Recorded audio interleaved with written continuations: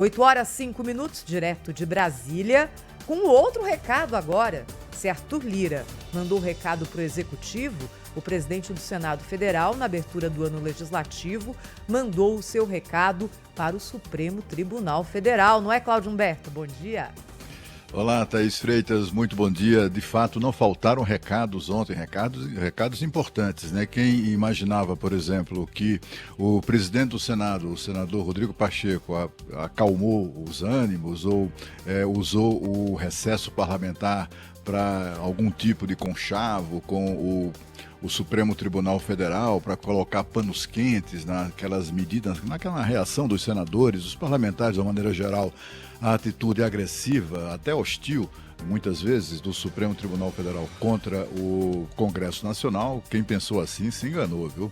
O presidente do Senado, ao contrário daquela sua natural elegância, ou o horror que ele tem, a bola dividida, aquelas coisas todas, ontem ele apareceu com faca na boca, viu? Foi impressionante.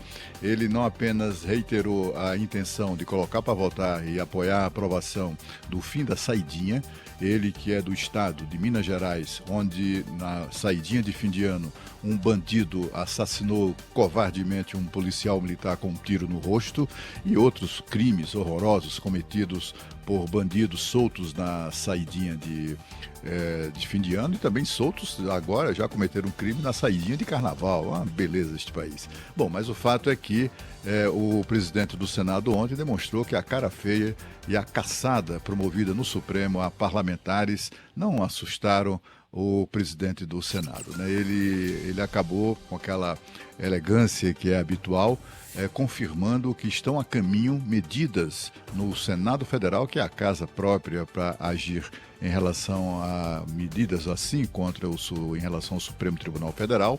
Ele confirmou que estão a caminho medidas como a limitação das decisões monocráticas dos ministros do Supremo Tribunal Federal e também a fixação de mandato.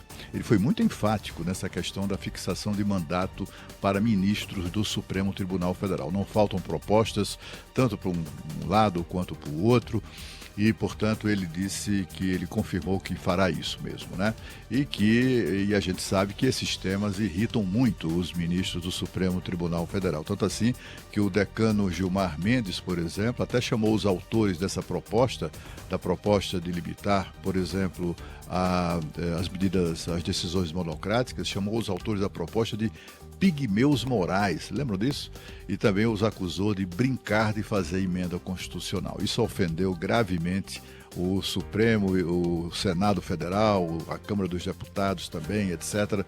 O atual presidente do Supremo, o ministro Luiz Roberto Barroso, e também o ministro Alexandre de Moraes, fizeram declarações que os parlamentares consideraram hostis, enfim, reações inapropriadas e até desproporcionais ao exercício de prerrogativas do Poder Legislativo.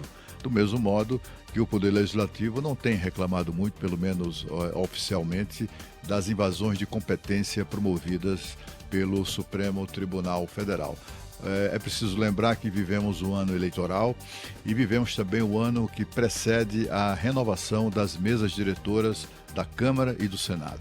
É por essa razão que tanto o presidente da Câmara quanto o presidente do Senado precisam falar para o seu eleitorado mais direto, que são os próprios parlamentares, se pretendem ter qualquer chance de eleger o sucessor ou de se reeleger no caso de alguns integrantes da mesa diretora. Eles estão, portanto, muito mais preocupados neste momento em agradar a todos os campos de atuação ou ideológicos, né, que existem no Congresso Nacional. Isso explica também muito desses recados diretos e sem papas na língua do presidente da Câmara e do presidente do Senado. Agora nós vamos a Paris com Sônia Blota, que nos traz as notícias do